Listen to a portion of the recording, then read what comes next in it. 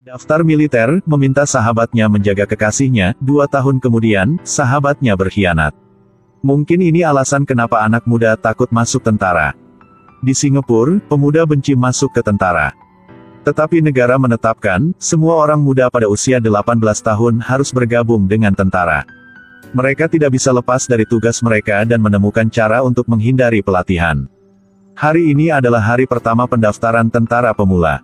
Anak-anak muda ini memakai banyak kacamata yang tidak berbeda dengan siswa yang masuk sekolah. Baru masuk dan diberi peralatan militer, selimut lembut, dan kemudian pergi untuk mencukur putih kepala. Bocah pirang ini menyesali rambutnya yang panjang sehingga dia terus menyisirnya. Orang ini bahkan lebih lucu, wajahnya terlihat seperti dia pergi menjadi biksu. Orang ini adalah kaptennya, 9 bulan ke depan akan melatih pemula. Awalnya wajahnya sangat ramah, hanya saja dia tidak mengambil ponsel dan jajannya. Hari berikutnya kesenangan dimulai. Pukul 5.30 pemula berpakaian dan pergi ke tempat latihan. Komandan yang hadir, pemula tidak tahu cara menghitung satu persatu. Lalu lapor 49. Bukan satu orang, orang lain mana? Yang memakai kacamata berkata, dia sepertinya lagi buang air besar. Secara kolektif, tanyakan padanya apakah dia sudah selesai buang air besar. Pemula bernama Ken ini menjadi terkenal di hari pertama pelatihan. Karena peleton meneriakkan namanya dan bertanya apakah dia sudah selesai buang air besar. Maaf, komandan toilet kehabisan tisu. Berkumpul cukup untuk memulai latihan fisik. Makanan pembuka utama adalah pemanasan. Beberapa lagi berbaring telentang dan melakukan push-up. Lalu lakukan push-up yang nyata. Berikutnya adalah bar tarik. Pose ini terlihat sangat seksi. Semua orang tahu bahwa pelatihan akan sulit, jadi semua orang siap secara mental. Cuma mereka tidak mengerti, kenapa komandan adalah penyandang disabilitas masih bisa bekerja di tentara. Karena tidak peduli seberapa keras mereka berteriak, komandan tidak bisa mendengar. Setelah berolahraga di malam hari, pergi periksa kamar tidur. Semua orang berpikir mereka melakukan pekerjaan dengan baik. Hasil dari pisau cukur yang kotor juga terdeteksi. Yang memakai kacamata itu melakukannya dengan baik. Tanpa diduga, komandan membalik kasur dan menyentuhnya, itu semua debu. Tidak valid harus melakukan push-up. Pelatihan minggu kedua adalah tentang latihan kekuatan. Melakukannya melalui rintangan 1,8 meter, tidak bisa, akhirnya harus meminta komandan untuk mendukung pantat. Langsung sombong, untungnya dia tidak ditendang oleh komandan. Ada yang takut ketinggian, baru naik ke atas tubuh sangat terguncang. Dia berpikir sedang di ketinggian ini, sebenarnya tidak sampai 0,5 meter. Bagian tersulit adalah memanjat tali. Ini juga kategori yang paling disukai pemula. Jangan berpikir mereka jatuh sembarangan, itu sebenarnya hanya berpura-pura terluka. Jika bertindak dengan baik, dapat mengambil cuti.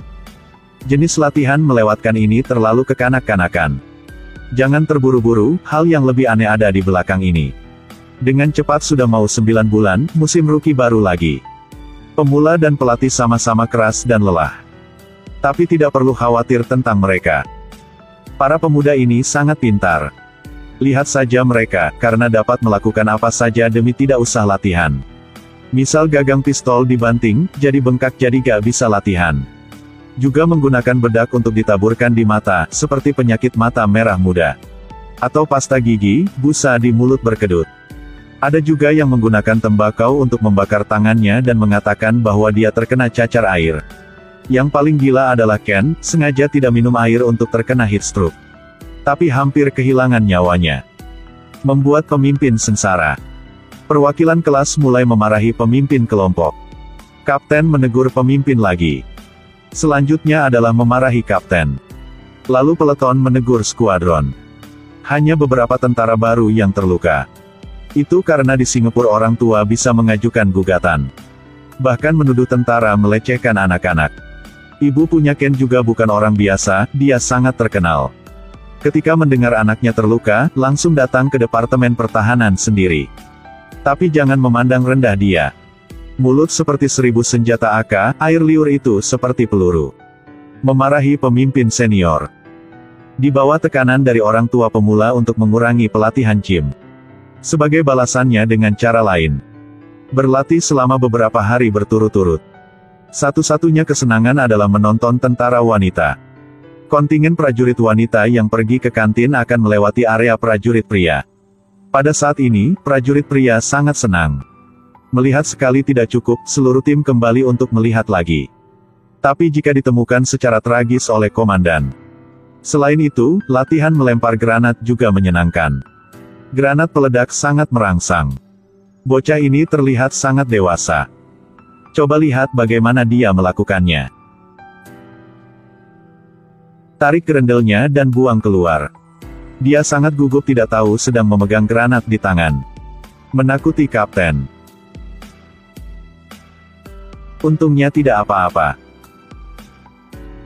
Tentara bisa merokok tapi pemula tidak bisa. Ada bau di toilet, jadi mengambil pipa air untuk bau bisa keluar. Tabung putih dihirup, tabung kuning dihembuskan. Tapi metode ini sangat keren. Waktu begitu melalui dengan cepat, 1 bulan kemudian, tes pelatihan berlangsung. Pemula mengira ini sedang syuting film perang. Semua orang menjadi pahlawan untuk menyelamatkan dunia. Bermain game, melalui banyak kesulitan, akhirnya menang. Rekor pemotretan bocah pirang itu sangat buruk. Penembakan hit terus-menerus. Dia membayangkan umpan meriam sebagai pasangan yang berzinah. Kawan untuk melampiaskan bocah pirang itu. Merekam video dengan sengaja untuk membuat mantan pacarnya marah. Memfilmkan adegan di mana seorang pria pirang meremas payudara seorang gadis cantik, itu sebenarnya pantat Ken. Sayangnya adegan ini ditemukan oleh kapten.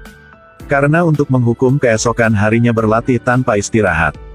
Membuat mereka sangat lelah pada akhirnya seperti bebek jalan. Meskipun dihukum, tapi belum balas dendam. Ketika sahabat mendaftar di tentara, dan pacar diambil, itulah musuhnya. 6 orang minta cuti, bertekad balas dendam pada pasangan zina itu. Ketika tidak memiliki senjata, akan membuatnya sendiri. Semua orang memberikan mereka. Apakah Anda pikir itu saja, masih ada lagi yang ingin ditambahkan? Bom atom. 6 pria bersenjata melaksanakan rencana pertempuran. Mereka sangat memanfaatkan apa yang mereka pelajari. Tidak usah dikatakan, musuh-musuh sangat menyedihkan sehingga tidak berani melihatnya. Bau ini juga bisa tercium dari layar. Setelah menyelesaikannya dengan cepat mundur, tanpa diduga musuh memiliki bala bantuan. Mereka tidak boleh berkelahi, mereka hanya bisa lari. Baru sekarang menyadari bahwa pelatihan benar-benar berhasil. Dinding 2 meter juga bisa dilompati, ini lebih merangsang daripada pelatihan. Hanya saja pada malam hari saat makan, orang-orang disergap. Jadi itu berubah menjadi perkelahian. Bocah yang pakai kacamata karena takut dihukum, jadi dia kabur dulu. Kembali ke kamp militer, pertempuran dihukum. Setelah menerima hukumannya, dia menjadi objek kemarahan, siapa yang menyuruh dia melarikan diri. Selama latihan, yang kepala besar sengaja mencuri kotak amunisinya. Hanya tidak menyangka bahwa ketika dia berbalik tiba-tiba bersin, kotak amunisi dia jatuh. Orang ini bahkan dengan bangga berlari ke hutan dan membuangnya. Bocah pakai kacamata bangun, dia hanya agak kebingungan lalu pasang kotak amunisinya.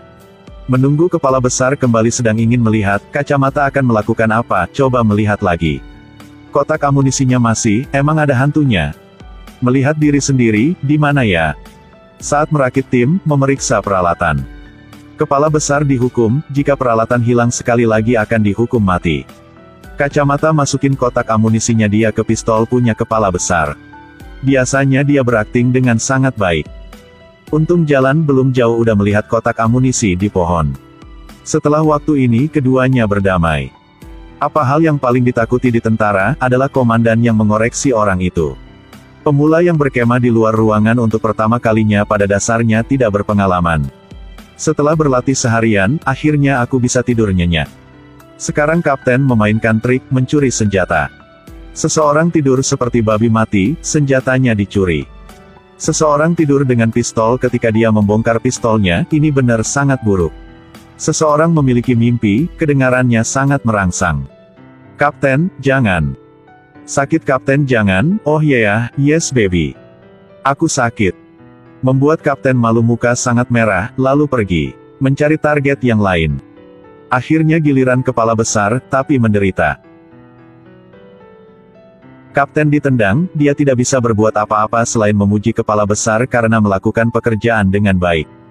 Keesokan hari, pria yang peluk pistol tidur, langsung diam. Teman di samping ketawa, senjata apa ini kok pendek banget. Sampai siang, mulai pelatihan terowongan.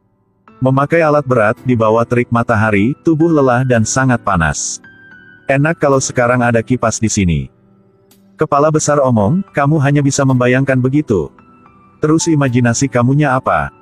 Yang lain terus latihan, hanya dia peluk dua wanita yang cantik. Ketika sedang enak-enakan tiba-tiba ada yang teriak kapten sudah datang. Wanita cantik langsung berubah menjadi kapten pakai bikini. Setelah selesai mengalinya, semua sangat lelah. Bahkan ada nyamuk di muka juga biarin saja.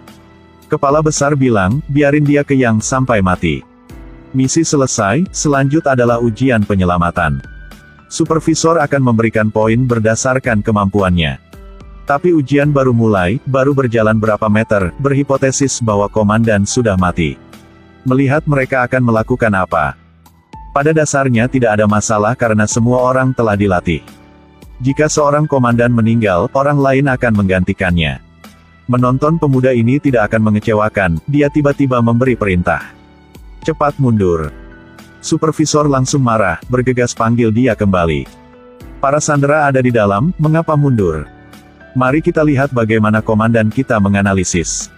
Menggunakan 12 nyawa untuk satu orang, sama sekali tidak logis. Seperti film Saving Big Eyes Ryan. Banyak orang hanya untuk selamatkan satu orang.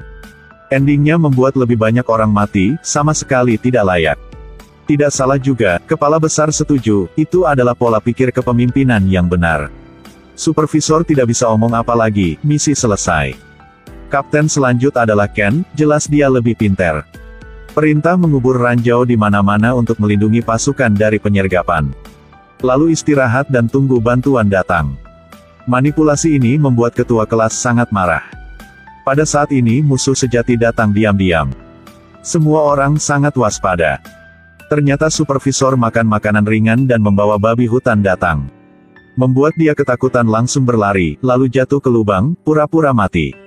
Para tim mengoordinasikan organisasi untuk menyelamatkan orang. Supervisor diselamatkan, karena ingin berterima kasih jadi semua tim lulus. Terus ketawa, hahaha hihihihihi. Dari saat menghindar lalu bertahan dan sekarang nikmati hasilnya. Akhirnya masa tugas selesai. Akhirnya, di depan semua orang, mereka resmi menjadi tentara.